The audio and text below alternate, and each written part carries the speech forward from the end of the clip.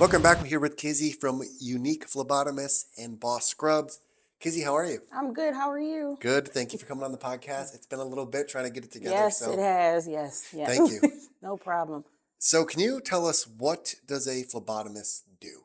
A phlebotomist basically draws blood for patients per doctor orders and delivers it to the different labs that they need to go to.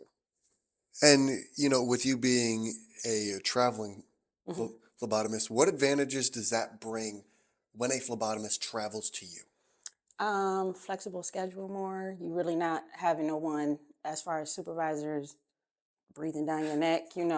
So usually I get up early in the morning, like 1 or 2, knock all of my stuff out, and I'll be done by 10, and then I'm done. I know, right? So it's pretty, I like it. It's more independence. And then when it comes to the customer side of things, what advantages does the customer get when you They travel don't to have them? to leave their home. So anybody that's ever been to a lab know how long the lines may be. They call me and say, hey, I got a patient that you need to draw. Can you go draw? Blah, blah, blah. And I go to their home. They sitting there watching TV. I'm drawing. I'm gone. So it's really the headache, the restrictions, all of the back end stuff that goes Yes. into it that you just take away. Yep. Yep. More in, like I said, especially for like the older people. So it's more equipped for them as opposed to younger, but all the people, especially the ones that work who can't get to the lab, I just schedule something for them and make it. So, yeah. And can you talk about, is there an art to putting a needle into someone's Yeah. vein? Yeah.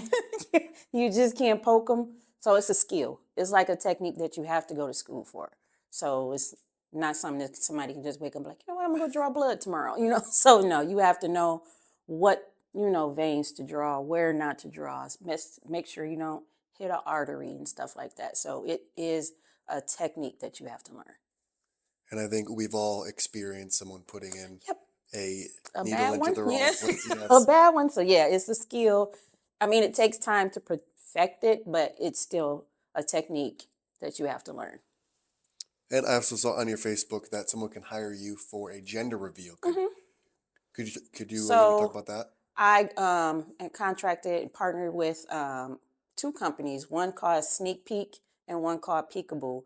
And both of them basically do the same thing, but they up to 6 weeks you can find out what you're having if you're having a baby. So I think it's a little convenient as opposed to waiting further down the line. And gender reveals are the thing now. So yeah, it does. And it only takes like a day for them to find out. That's quick. Yeah, very quick. Very quick. So it's a little expensive. Not really, but it is because you want it fast. So yeah. And that process is the same as you just come in, Draw the blood stick and them with that's a it. needle and call it a day? Mm-hmm. Yep.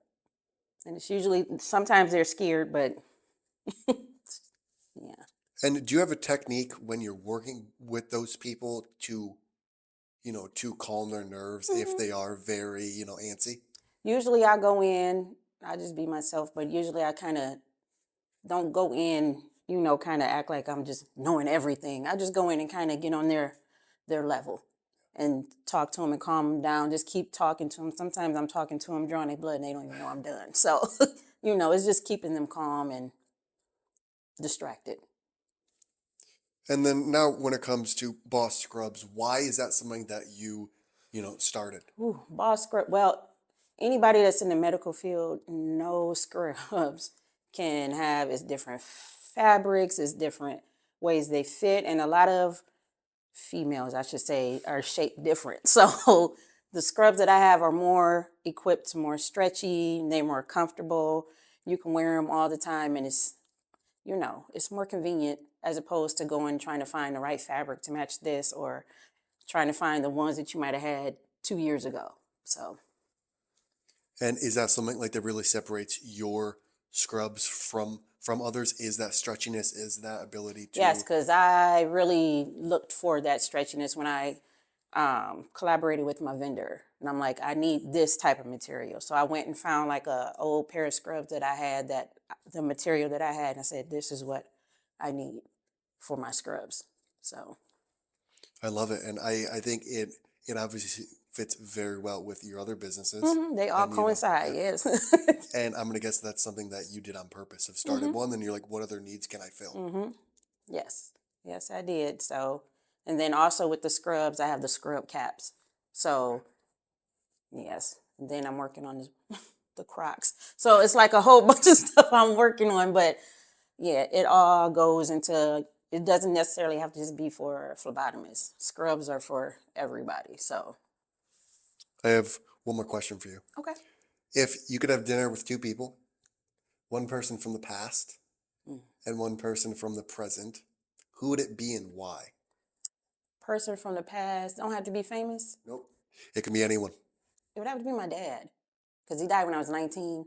And for him to actually see where I'm at now, I would want to sit and have a, hey, Dad, this is what I did. I learned from him because he was an entrepreneur. So I would want to sit, and then future. Ooh, future, future, future. I really don't know. I really don't know. I ain't really thought about that one, somebody from the future. There's not Well, not anyone. present. I don't.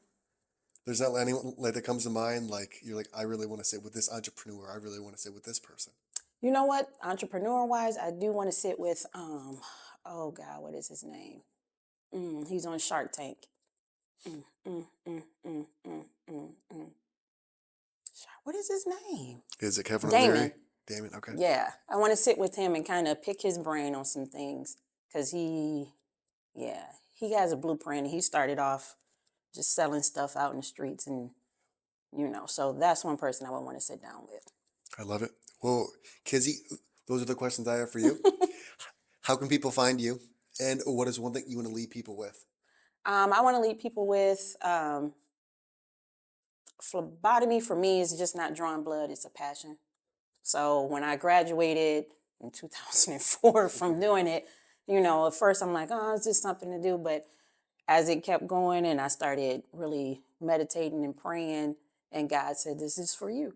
So if you don't like it, don't do it. Especially as an entrepreneur, if it's not your passion, just don't go, because it seemed like it's the good thing to do because it's the trend. No, it's a passion. And what'd you say the other thing was? How can people find you? On Facebook, Unique Phlebotomist. All the Bawse scrubs and everything is under that Facebook page. So, or my personal, but I would prefer Facebook page. And website's coming soon? Website is coming soon. Because I'm trying to get it to where everything is under one. Awesome. Well, Kizzy, thank you for coming on the podcast. I appreciate it. I appreciate you. Thank you.